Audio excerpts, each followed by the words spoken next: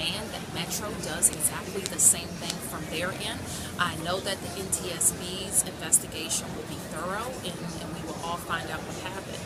I also know that it has taken several days for us to pull together this initial report, and will take more days still to have a complete picture of what happened.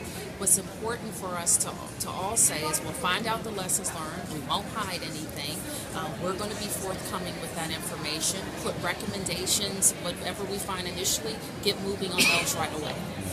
I think some people looked at that first day when you spoke at the press conference and used the word, it was a customary response.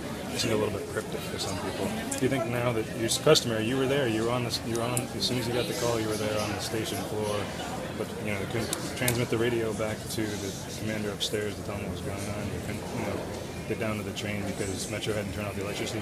Can you flesh out that customary language? I mean, as I mentioned that day, I think I came out to talk to the press the following day, and we knew then that we didn't have all the answers, and there were a lot of unanswered questions that day, and that anything that we knew then was very preliminary.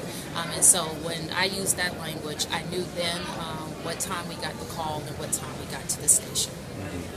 But now we know that the station was completely empty, that 15 minutes had gone by before, except for the train that was stranded, of course, that Metro had evacuated the entire station or people had run out by themselves. Is that acceptable? I'm not sure I'm following your question.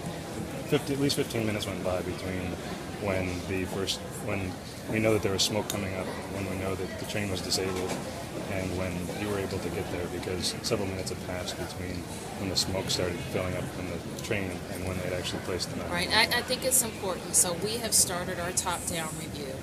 We call on Metro to do exactly the same thing, and I know that they're submitting that information to the NTSB, and I think that will give us an even more clear picture of what happened between the time the train went down, we were notified, we got there, and the like. You've dealt with radio